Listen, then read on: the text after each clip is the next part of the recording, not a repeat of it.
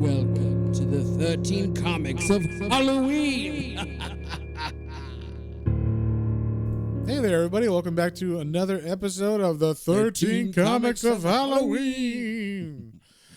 Today we are doing another Hellblazer. I don't know if you can tell, but we really like Hellblazer. At least I really like Hellblazer. No. I'm totally on board. Yeah, I love Hellblazer now. So I picked some things that we probably wouldn't get to in this podcast, like generally, just so we get like a good flair for. Well, they've been fun arcs that, yeah, like you said, like maybe if we read like a whole entire like next like another trade or something, we would get them squeezed in there. But right. They're definitely not ones we would have like centered on or something, normally. And these two that we did were really cool. The first one we did that was like the stuff that was happening at the Vatican. Yeah.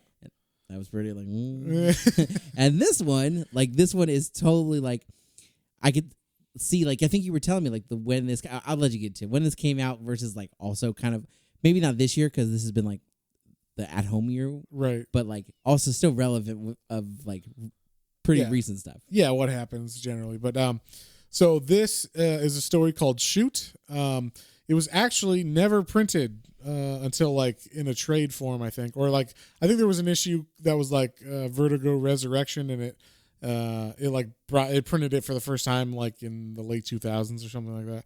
But basically, this is called Shoot, and it is about school shootings. And this actually was supposed to come out when like right around the time Columbine happened, and it wasn't after, it was like before. So like they didn't know that was going to happen. I don't know where they got the idea from. I believe Columbine hadn't happened when this was going to come out. So this is it says 1999. So I think this was going to come out. Columbine happened and they had to pull it like really, really quickly because it was actually going to be in the main continuity issues of Hellblazer. So it would have been like issue, 145 or something like that, but they had to pull it. So they never printed it. It was kind of like one of those, hey, did you hear there was a Hellblazer issue that never got printed because it was so controversial or whatever? So it was one of those. And the story itself is written by Warren Ellis. I can't remember who the art was by. They didn't really say. It says it later on, so we'll mention it at the end because like the title page for this doesn't happen until the end of it. But it's got a great cover by Tim Bradstreet. Just shows like a kid who's obviously a 90s kid. He's got a 90s haircut. And then like a panel of him, a panel of a 44 Magnum, and then a panel of Hellblazer. So right away we start off, we see like kind of like a TV screen that's showing footage of a kid walking into school, his mom saying goodbye. So I wonder, like, this is from 99, so this is before cell phones. So maybe the mom's filming on a video camera, like a digital video camera, like kid's first day in school or something. And she's like, bye, David, have a good day at school. And as he walks in, some kid pulls out a gun, shoots him in the head, and shoots himself in the head. And then we pull out to see there's a woman, and she's watching this on TV, like basically on like rerun kind of thing. And it turns out she's I think she's like FBI who's investigating. All these kids there's been all these school shootings around. They've been killing themselves and other children with handguns, and she's trying to figure out like what the fuck is going on. Yeah, she's like, all these kids are dying, but we can't figure out motivation. We can't. Yeah, like there's why are they kids shooting kids? Yeah, and we don't understand. And some people are obviously saying it's video games or it's violent movies, whatever they say. But like there's always been those things, or versions of those things. So she also at the same time has been listening to tape recordings of the Jonestown massacre, specifically the Jonestown like last 5 minutes, like his sermon where he's telling, if you don't know what Jonestown is, Jonestown was in the 80s. Jim Jones, this preacher of this cult, took his followers down to Guyana and named a town after himself called the Jonestown. And then like once the FBI started like figuring that he was like kidnapping people or like keeping people there against their will, they sent down some senators to look into it. And when they did, Jim Jones had one last sermon where he made a bunch of Kool-Aid and people drank it and it was filled with cyanide. and thousands of people died. This is where that saying "Don't drink the Kool-Aid" comes from. Yeah. Yeah, like it's absolutely bonkers that happened. Yeah, and they also killed a bunch of, I think, 1 or 2 senators that were there at the time too. Yeah. They like shot them at the airport and stuff. So it was a pretty big international thing that happened. But like this last sermon of Jim Jones is very creepy and very weird because he's like, and they say they can take our land, but we have guns and they have, and we will drink cyanide and we will be here like with each other for eternity and they cannot take that away from us. And like, it's very creepy and weird. And like the fact that you can buy this like still is weird and odd. But like, I know people sell like recordings of this last sermon, like on records and stuff. So it's a very weird thing, but she's kind of like going crazy, like driving herself crazy by like listening to these things and watching all these events over and over and over again, trying to figure out what's wrong and like what's going on with these children that are killing themselves and their classmates. And she's not sleeping a lot. So she's listening to this so much that she like falls asleep at her desk. And like her partner comes in and is like, "Oh, Penny, like you're sleeping again at your desk. Like, how many hours did you get last night?" And she was like, "Oh, like 3, basically." I thought this was funny. He's like, "Well, have a drink of this coffee because it's basically made of cow shit or whatever." Yeah. And she even like sniffs it and she's like, "Ugh," like the way it is. But like she's trying to figure it out with her partner, like what's been going on, and she doesn't get it. And they're working with like some Senate committee too, like yeah, because they're like trying to figure out, do we need to ban video games or something? Yeah. We got to figure out what's killing our children. So then she's been spending time on this more and more, and she realizes as she's watching these tapes, someone keeps reappearing, and it's this dude with a trench coat, and we know him as John Constantine. So she's like, "Huh, like this guy looks familiar." But he I don't think he was. It must just be something I've seen around. Like, there's no way he was in another one that I just watched halfway across the U.S. Was he? Yeah, and so she then puts in another tape, and she sees, yeah, he's in the audience of that one too. And she's like, "Oh my God, like I don't know how this makes sense, but this dude is the connection. Like he's here, and he's basically like at all these places, all different incidents." They don't make any sense at all. 4 different children over like 12. 4 different children over like a period of 12 days. Yeah, and so, like, she doesn't know what's going on, but she knows he's involved somehow, and she's like freaking out about it. She's still listening to these fucking Jim Jones tapes, driving herself crazy, and she's looking like every section she's looking more and more haggard, like this, like her hair's like completely like all over the place and frazzled, and like her clothes are all dirty and stuff. And the next one, when the partner comes in the next morning, it was kind of funny because especially you were saying like this was before Columbine, because like I guess she's listening to something to like change the mood for a bit or something. So there's playing some kind of like I guess metal or rock music on the radio, and the partner walks in and is like, "What is this, Marilyn Manson or something?" Yeah, I was like, oh, like man, this is before Columbine, and they're hitting all these notes. I could be wrong. Maybe I am wrong about this. I can't imagine he would write this right afterwards to come out. Yeah, but then they would okay it, But like maybe it was. I mean, it was right around the same time. So I didn't think he would write it right after. So if he did it before, it's crazy. And if he did it like prophetic almost, yeah. And if he did it afterwards, then it's almost like, wow, like the balls to do that. I don't think they would ever afterwards. And I don't think they wouldn't publish it. I don't think they would reprint it if it was afterwards. So yeah, that's weird. Yeah. But either way, it's crazy. Yeah.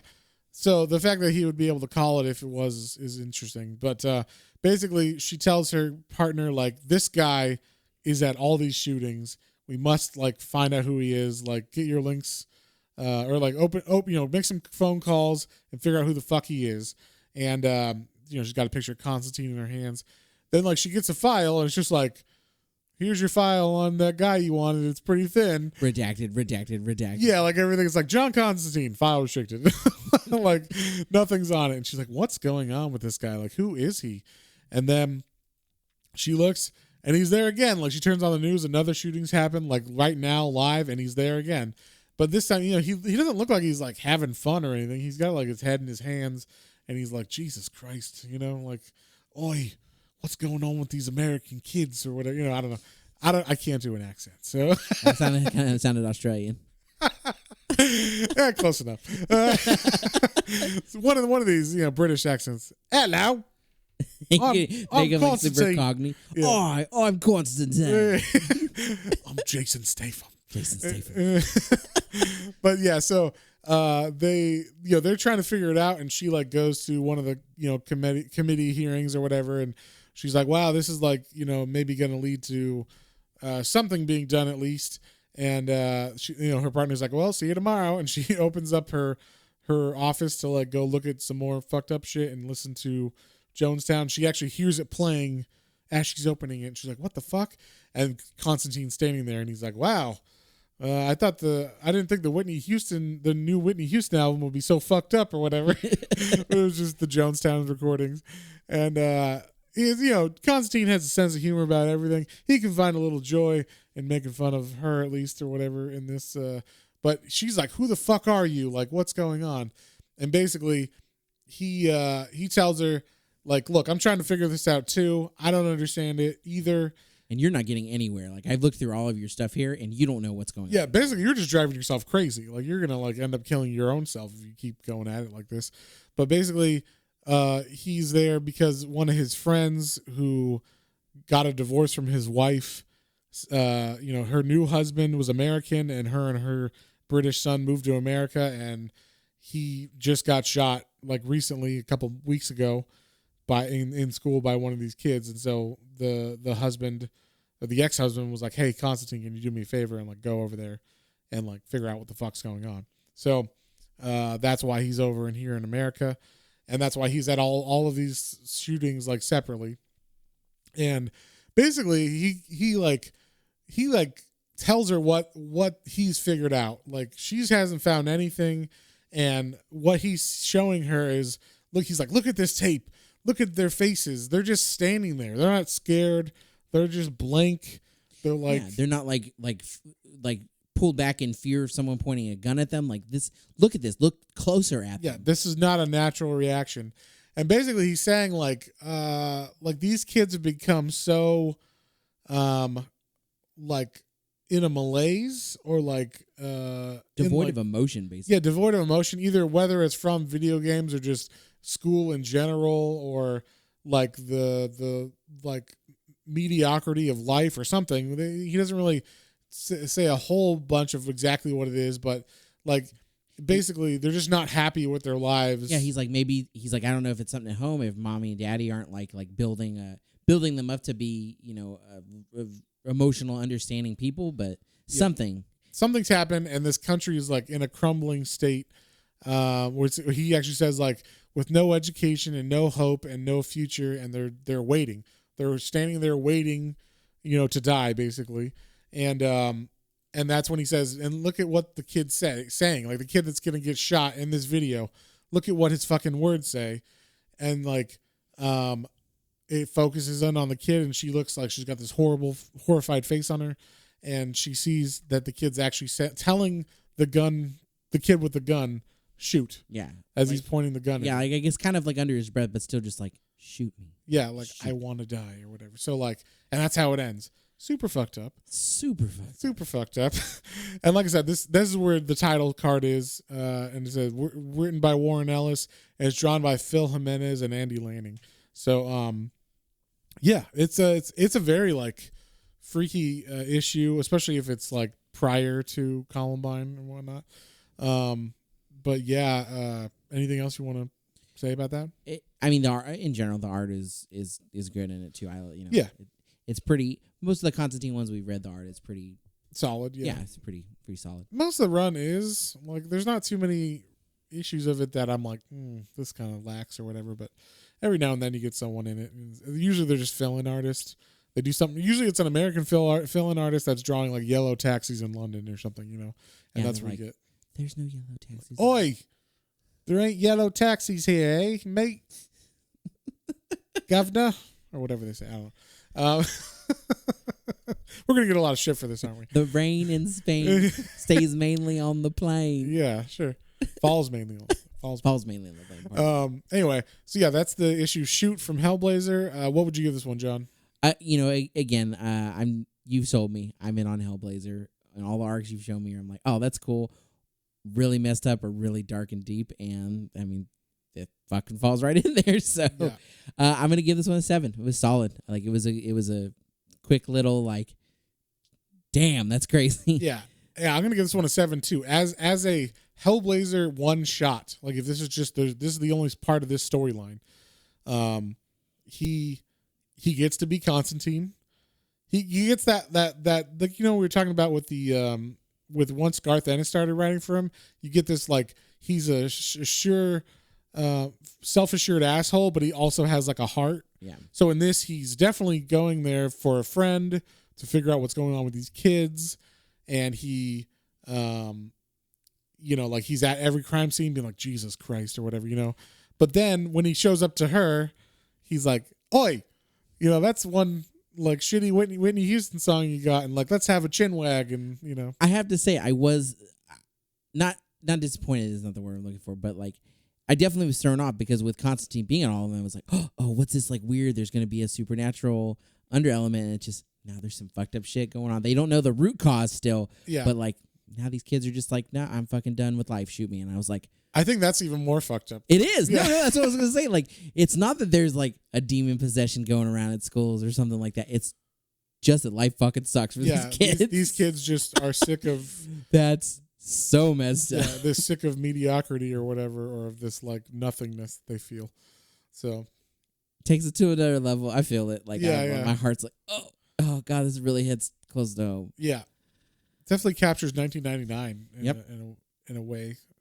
So yeah, I mean, and even like we were saying before, even some of what's gone on in the last couple of years, sometimes it seems a little like, whoa. Yeah, puts things in perspective for sure. So on that note, we'll see you guys next time on the next, hopefully more spooky one. Yeah. True. This one wasn't so spooky as it was like Jesus Christ, but it was scary. It was scary in a realistic way. Yeah. So, all right, we'll see you guys next time on the next one. Bye.